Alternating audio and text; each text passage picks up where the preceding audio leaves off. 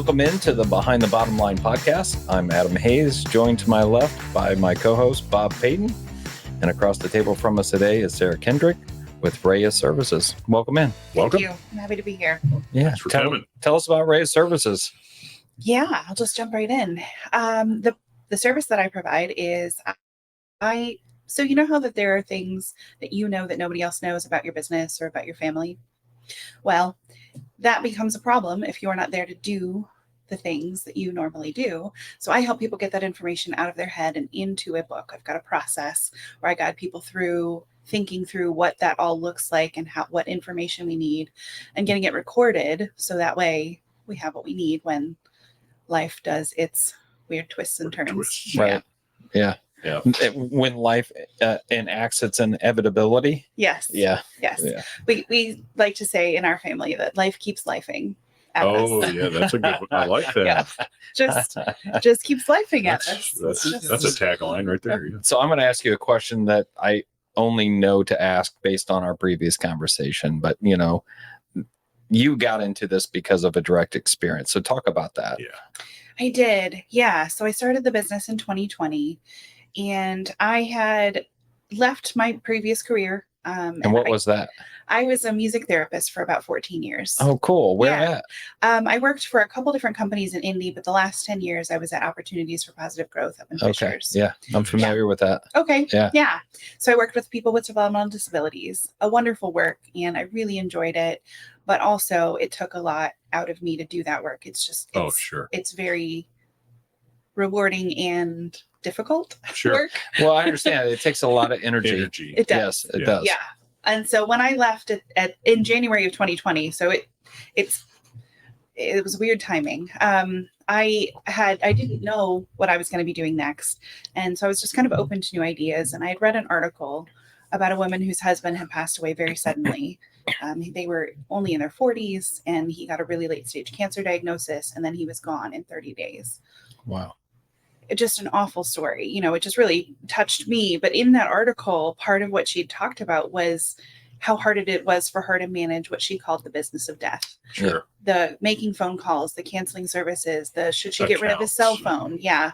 Yeah. And so that was actually my original business idea is there somebody providing that service of helping people move through that time? Can I get that job? Because I just wanted I never intended to start a business. Right. I just wanted a job. I wanted something simple, but obviously that was meaningful. And so I started to research what that would look like. And then we actually lost both of my grandmas within about 3 months of each other in 2020. And so my family was my first test case. Yeah. That was not my intention. We didn't know that was going to be what happened that year, on top of all of the other things we didn't know were going to happen that year. But seeing how I was able to help my own family really affirmed that I could do this for other families. And so I do still do that work. But what I do more of at this point is the pre-planning. Before it happens. Yes, Right. yes. Let's get the information organized ahead of time, because what we found with my family and then with many, many others is we don't have the information. We don't have the answers we need. The person who had the answer isn't here anymore. And now we have to figure it out. And that's just on top of grieving the loss of someone. Yeah. Having to figure out all those pieces it's just too much. It's too hard. And we can do better. Yeah. And I'm self-disclosure. I'm a client of RHEA Services. You're not only a member, you're a client. Correct. And I can tell you, after going through that process, both for personal and business, which we'll talk about in a second, it's very enlightening.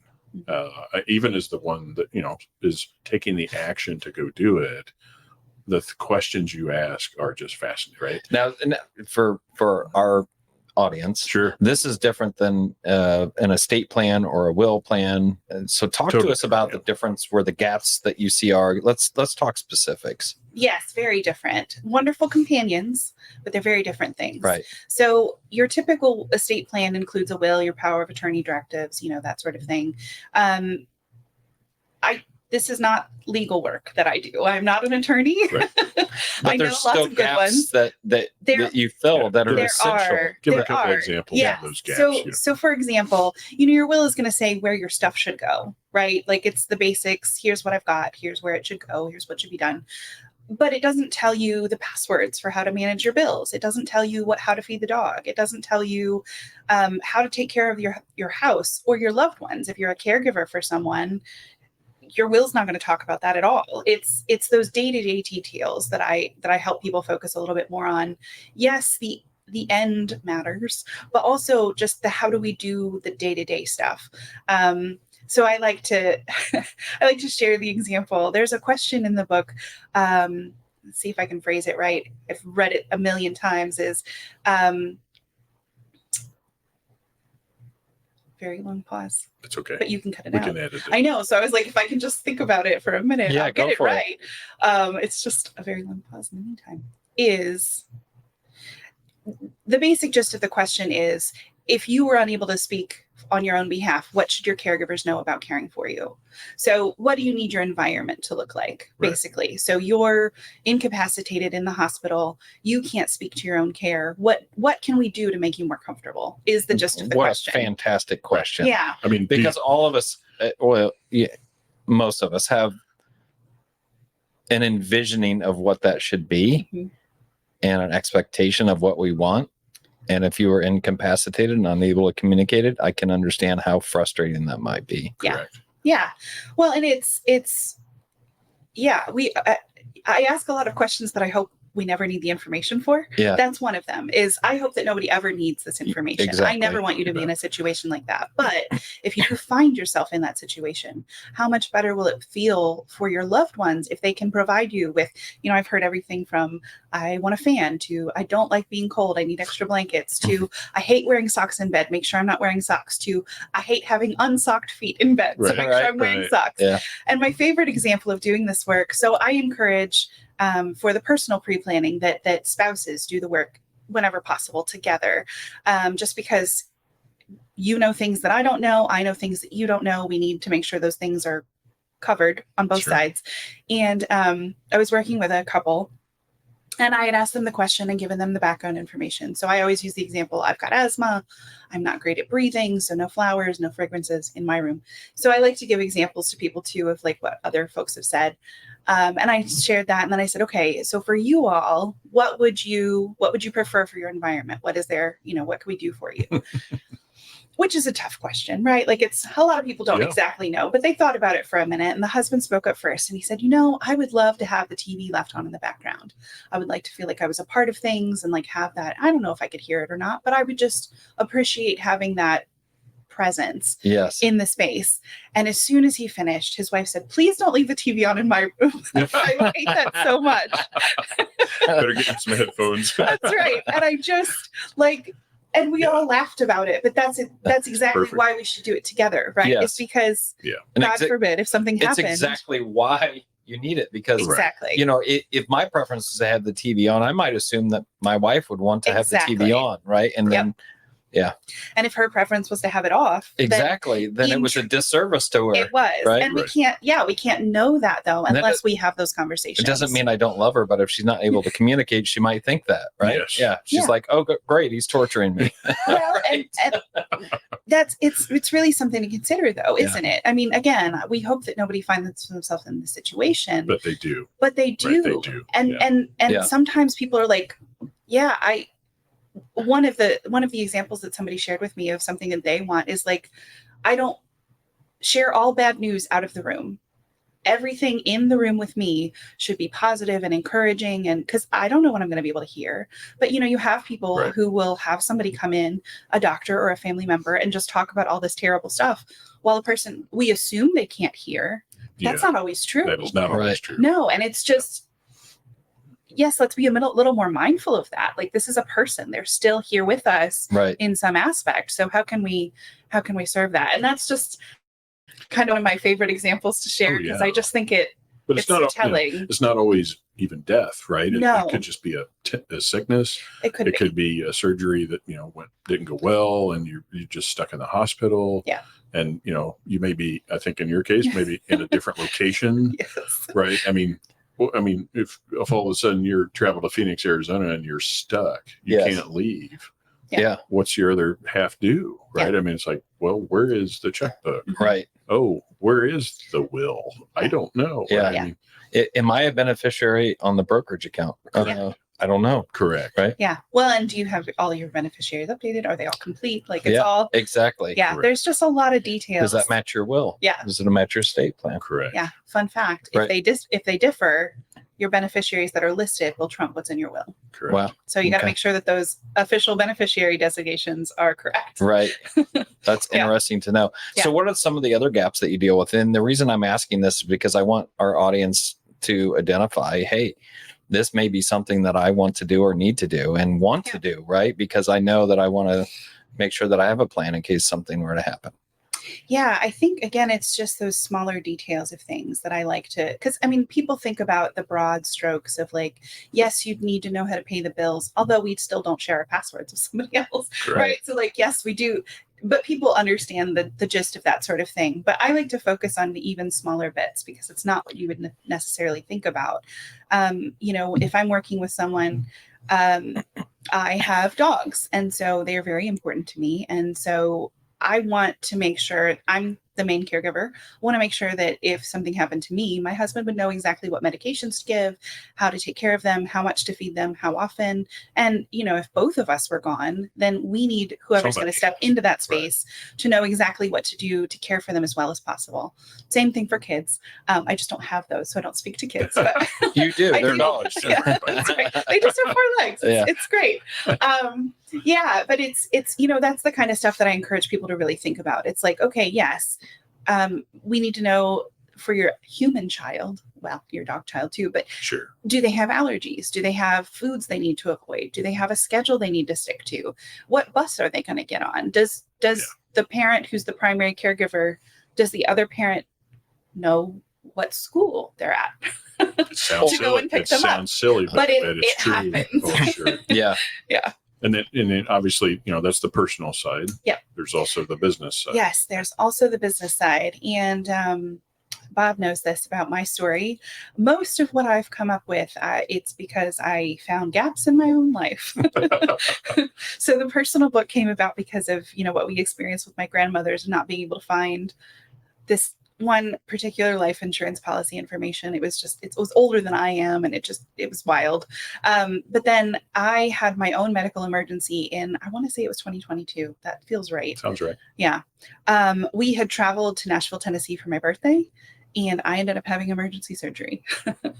It was the worst birthday ever. I would not recommend it. Terrible trip, but I had a great view from my hospital room. So yeah, it was an eye-opening experience, because by the time I got to the hospital, I couldn't speak on my own behalf. I was in so much pain. I didn't even know what was happening around me. I was just like, the medicine they're giving me is not enough. That's all. Right. That's all Wow. I know. And we talk a lot about grief brain and stress brain and how they don't operate the same way, because they just don't. Your brain today, if something terrible happens tonight, is not going to operate the same way, because you won't have the same bandwidth that you have right now. It's just one of those things. And all of that, it was, again, just a really rough experience. But I stayed several days in the hospital, obviously longer than I was planning on having our long weekend be. And my husband didn't know how to access any of my business information. Right. He didn't know how to contact the clients that I had scheduled. He didn't know how to contact the people I was supposed to have meetings with. His name wasn't even on my business account. So that's a problem. Yes. So from there, I developed the business pre-planning work. And now I have a book. But something that I encourage business people to do, this is just an extra fun tip. Don't leave it for your spouse to do if you're a solo, if you're a small business owner. A lot of us think, oh, well, my, so-and-so would manage things. But leaving it to them, if something happens to us, I was in the hospital. My husband was also incredibly stressed out. That weekend, I was in the hospital. He had had a car accident that had disabled our car that was down there with us. So his brother had to drive a car down, take the broken car back. We also had our dogs with us, and he was trying to manage all of it. Yeah. wife in the hospital, getting the different car, like, just, he had no margin to deal with my business. We made it work. We got things sorted, but he should not have had to think about my business, right? Like, I needed a better backup plan. So what I encourage people to do is to have what I call a business executor. So kind of like you would have an executor for your will. If something happens to me, here's who you get my information to. Here's who you get my business book to. They'll take it from here. And for me, I have asked an estate attorney who I'm very close with if she would be willing to serve in that function for me, because I do operate by confidentiality. And so I wanted it to be somebody that, somebody my clients were really comfortable with. But there are a lot of loose ends. If I disappear, or if, something happens to me, even for my tiny business, there are a lot of loose ends that would need to be tied up, with just getting people their information and making sure they had what they needed, and that they also knew that I wasn't going to be coming back to my business. And I just, it would be a disservice for me to just leave that for him to manage in my absence. He's already going to be dealing with enough. Yeah, that makes sense. Yeah, that's awesome. So, no, go ahead. What was the inspiration for RHEA Services, the name? Yeah, it's it's hard to name a business. That's what I've learned. I've learned many, many things, but that was one of the first things, was just, how in the world do you name a business? And I thought about naming it after myself, because that's, pretty straightforward. And it just didn't quite feel right for me. And so I looked to the gods and goddesses for inspiration, because, Nike and different, I was like, there might be something there. And I was looking for someone who would represent like ease or comfort, or, and the one that I came up with that made the most sense, it was a little bit of a stretch, but was the Titan Raya. She was known for being, representing ease for women in childbirth and different things like that. So I was like, well, we could probably work with that. But so then I was able to find the acronym of relief, healing, empathy, and advocacy to go along with it, which that's how I want to operate for people. And I think that's really representative of the kind of thing that she exemplified. I mean, again, just made up things, but it's just, it was the inspiration for me finding the words to fit with what I'm trying to do. Right. I'm trying to provide that ease, that comfort for people, offering them that relief and healing by working with empathy and advocacy. Yeah, that's awesome. Thank you. So what do you see happening in the next couple of years for you in the business? I mean, who in the world even knows? As we said, life just keeps lifing. And so it's a wild ride, isn't it? At this point, I think I see things just getting a lot more steady for what I'm doing. Okay. That is my hope and my aim. When I started this process, I had 0 books. I was like, there are books. I can just borrow books. No, I had to create my own. So I do have 3 books at this point. I don't foresee another one, but I mean, who knows? Life's gonna, I know. I did. So, I mean, we'll just see. I do know that I want to redo the first book just because I've learned more and there's more I want to add to it. So they're going to be evolving, but. So you've got the personal. I do. The personal, the small business, and the caregiver book. Yeah. So in the caregiver book, awesome. It's very exciting. It's been really fun. And it kind of goes back to my music therapy work I worked with people with developmental disabilities.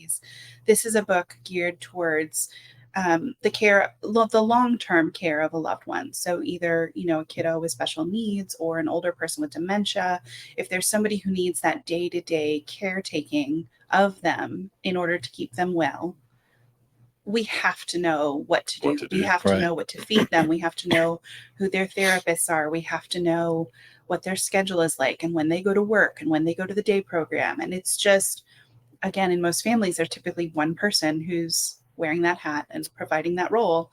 And if that one person is missing, a lot of stuff falls apart really quickly. Yeah. Sure. Yeah. And so what is it? What does an engagement look like? Not from a cost perspective, but what a client would expect. So you say you have 3 books. What do they come away with? Do they come away with their own book and then that's filled out? And then do you coordinate ongoing meetings with them on an annual basis or a biannual basis? How does that work? And kind of explain that. Yeah, it's a great question. So I always start with a consultation just because people don't understand what I do. Sure.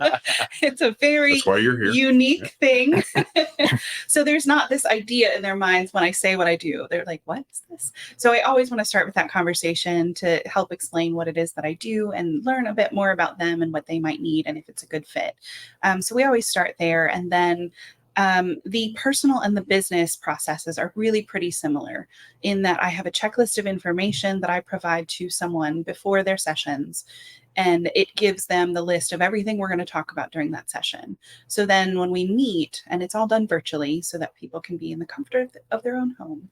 And that way I can work with people across the country as well. But we do all of that virtually. And when we meet, I take them through the book. It's a digital PDF. I do like to show people my printed version just so they can hold it. Sure. But it's a digital PDF that I use with people because it's able to be password protected and is a little bit more secure and in keeping that information safe. I fill out the information for them just for ease, for accountability, to streamline the process as much as possible. And then at the end of the process, I put that book on a flash drive. And either if they're local, I'm happy to meet up and, do the whole in-person thing, which is always fun. Or I can ship it by UPS so that we've got a tracking number to make sure that things are going where they're supposed to go. And then as far as following up with people, from that point, they've got everything that they shared with me, nothing they didn't want to, because some people don't want to share everything, and that's fine. But everything that they shared with me is now in the book. And from there, they can either keep it updated on their own. I do reach out to people on an annual basis and say, hey, it's been a year. It's time to update your book. What's changed? Some people do choose to work with me again and help walk them through updating that information. Some people just have done it on their own because it's not done. I mean, we can finish it once, but unless you die tomorrow, Right. it needs to Sure. keep evolving. You need to keep updating it. Yeah. And so I do encourage people to do that as often as possible. And if you can get that foundation in place, people find it a lot easier to just keep things updated. Getting it all gathered together the first time is the hardest time. Mhm. Sure. I mean, people move, Yes. children are born, people pass away, Yes. things happen. You start a business, you close a business. I mean, just think in a year's time how much changes. Oh, right? yeah, for Yes. sure. Have you considered or thought about, making that or storing that in an online repository that kind of is a living, breathing document area for folks to consider that, and say, you have a series of emails that go out on a continual basis that says, hey, it's time to update your caretaker plan again. It's been 3 months and we see you haven't logged in. It's time to log in and update it. Yeah, I've thought about it and people have recommended it to me, but at this point, that's just so text heavy. Yeah. That's just beyond where I've had the knowledge and the budget really to Sure. kind of figure out. Yeah. It could be something, maybe that could be something in the future. At this point, though, I've got to keep it pretty simple for my own purposes. Right. Sure. Yeah, no, but it's a great idea because I love the idea that people could have access to that and we could share access to that. But at this point, I haven't quite figured that out yet. Right. So who are some of the, kind of centers of influence that you would like to reach out to and connect with? Who are the valuable referrers for you? Is it estate and will planning attorneys? It is, yeah. Estate attorneys is a big one. Another one that I found that's been a little bit more surprising, although it probably shouldn't have been, is financial planners. So they're, Sure. Anybody who's kind of in the business of helping people think about something beyond right now. Right. It is helpful. I actually have a very small version of the work that I do that I provide in a workshop format. It's a presentation and kind of there's a small workbook that we go through in a space. And I've had financial planners schedule a lot of those with me. So that's been really fun. And their clients. Yes. Right. Yeah. As Right. a value add for Sure. their clients, they're providing this as an education opportunity for them. So, anybody who is interested in having me come in to do something like that, or as an employment benefit for their employees, I was, Great point. yeah, I was situated to do that for a 40 employee business at the end of last year. So, it's I mean, also just people, right? It's also if you're starting to care for a loved one who's getting older, let's talk about their information now, because they can probably share their information with you now. But, Right. Sure.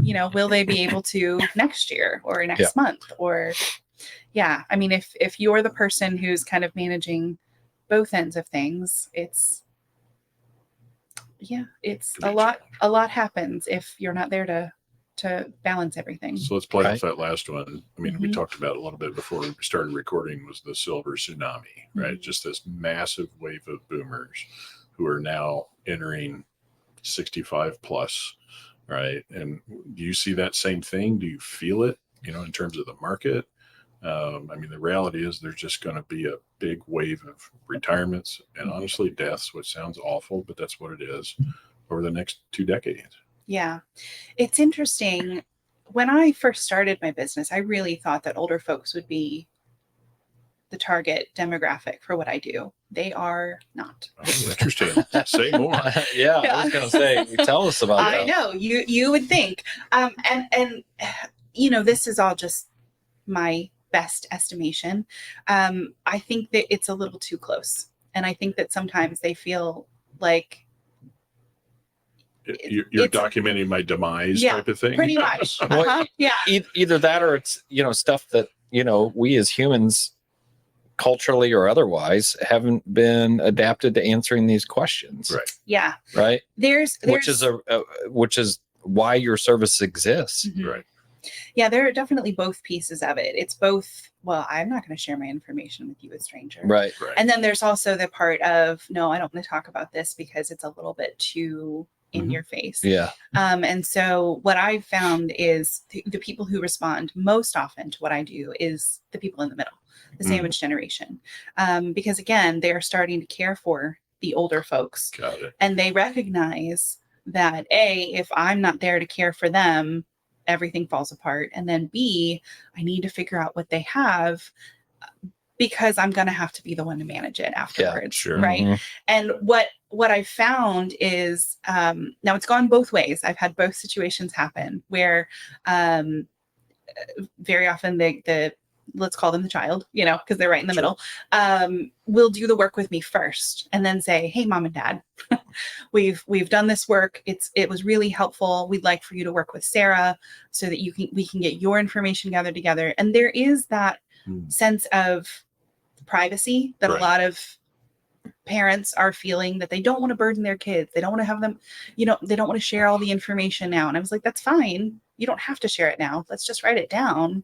And that way, when we do need it, we have can it. at least uncork it. Exactly. Right. But I'm, for them, it matters a lot less to me because it doesn't matter at all. Right. I'm just taking the information and typing it. Yes. Yeah. So it's made some people a lot more willing to do the work, because they want to keep their information private as long as possible. Yeah. And you and I, this is a conversation you and I had when we met, was, I had my own parents had, gone through the whole process of passing away, right? Dad first, then mom.